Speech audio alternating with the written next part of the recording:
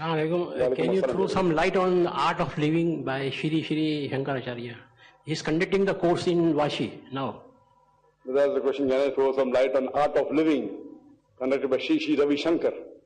He's conducting in Vashi according to the brother.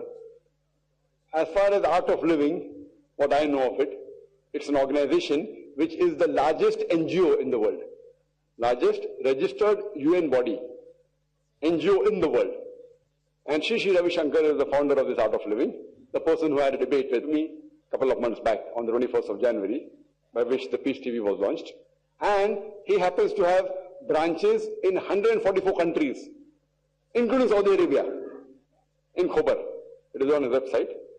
I thought at least one country won't have a Saudi Arabia, but I came to know later on, whether official or unofficial, I don't know. But he has a branch even in Khobar, which is mentioned in the website, Art of Living. He travels to more than 35 countries in the world. More than 35 countries in the world. And he has a very big budget. And he's one of the most popular spiritual gurus of India. And he's the founder of Art of Living. Though on the face of it he says that he teaches how to lead life peacefully. He says that fine, a person can practice any religion. If you are Muslim, you can continue Islam. If you are a Christian, continue Christianity. If you are Hindu, continue being a Hindu. But if you hear his talks, he gives more support and spreads his Hinduism, but natural, in a very modified way, in a subtle manner, which a layman may not be able to realize. That is the reason he has received awards from most of the countries, including George Bush, including Musharraf from Pakistan, including many of the Gulf countries, and he is invited there. He has been given even an award in Dubai for conducting courses in the prison. So he does it very professionally and very subtly, and he propounds. And if you hear his tapes, I have heard many of his talks before having a dialogue with him, 50 to 75% what he says, it matches with the Quran. I'm not saying he picked up from the Quran. That means what he says, many things is right, but not everything. There is quite a large percentage, which is against the Quran also. But what really speaks about logic, many things are mentioned in the Sahih Hadith, many things are mentioned in the Quran about light should be lived naturally, about dinul fitra, etc., in his own way. But many things what he says is but natural. Mainly on concept of God per se, he is totally delusioned. It is not only going against the Quran, it is even going against the Vedas.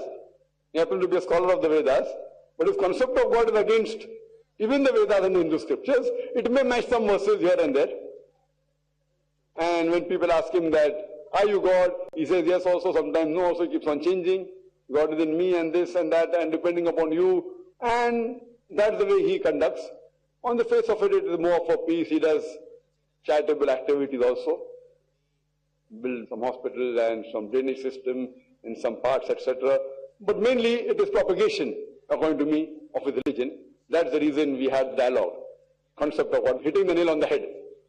And he's supposed to be a scholar of the Vedas. And though he is very well versed, and he too, if you see his tapes, he loves question and answer session. Except for the one we had, I think. He's traveled in Switzerland, in European countries, in America, in Canada, and I've seen his tapes in Switzerland and USA and California, various countries, and he loves question and answer session. But his question and answer is different. It's not like ours. I think it's the first time in his life, I think maybe, that I have seen, maybe he had open question, anyone can ask, like anyone can ask. Anyone can from outside raise his hand, he can ask, open. Fine? But his question and answer session were chits, and then he picks up from the basket, and then he wanted that same there. I said, see, chits can be planted. Fine, on the microphone also, if someone wants to plant, can plant, but not everything. Anyone can surely come before the person asks any question. So this was open question answer session, which I've never seen him handling in public. He may be having such questions in private, but in public, large gathering, such big gathering, anyone asking question, that's the reason he was uncomfortable. And one of his tapes, when one of the questions was asked, that is there any question which you have not answered? He said this one. Except the question that was there in our dialogue. So next time we'll have to do an exception. Except most of the questions asked in the dialogue of concept of God with Dr. Zakir Naik in Bangalore, if he's truthful.